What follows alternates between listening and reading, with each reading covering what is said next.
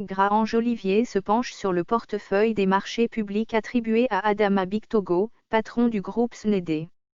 Adama Bictogo, le grand patron du groupe SNED sur NCI, Guillaume Soro, c'est l'inversion des valeurs. Le portefeuille des marchés publics attribué à ce groupe comporte entre autres projet de construction de centrales thermiques à charbon d'un montant de 1300 milliards de FCFA à San Pedro.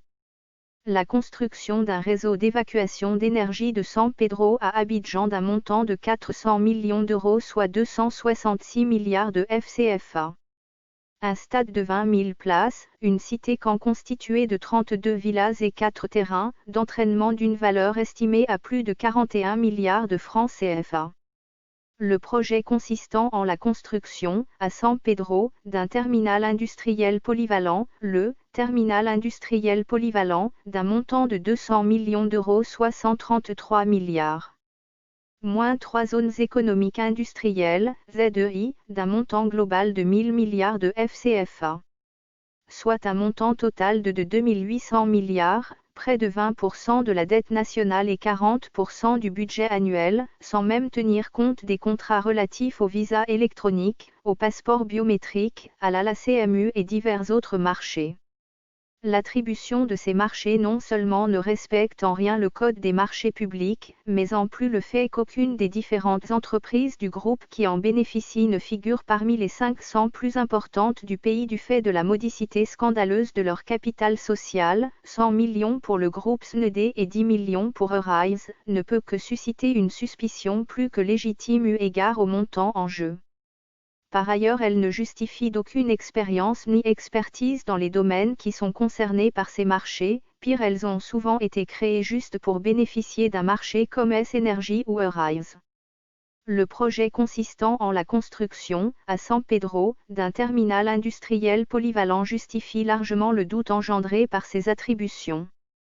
Annoncé sur le site web du groupe SNED comme attribué pour un montant de 200 millions d'euros à sa filiale dénommée TIPSP, des quotidiens de la place nous informent finalement à l'occasion d'une remise de dot de la société Arise que c'est à cette entreprise, appartenant conjointement à SNED et à Olem Gabon et que revient finalement le marché, pour un montant étrangement plus bas de 30 millions d'euros.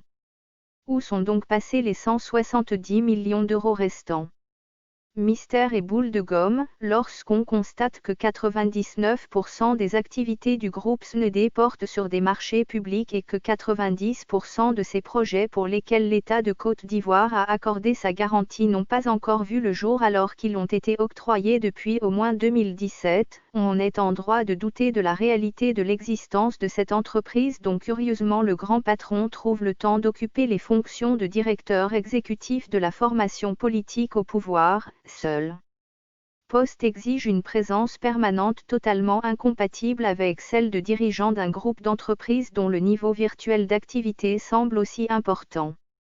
Cela ne fait qu'accentuer le sentiment de fictivité du groupe SNED, suggéré par la modicité de son capital social.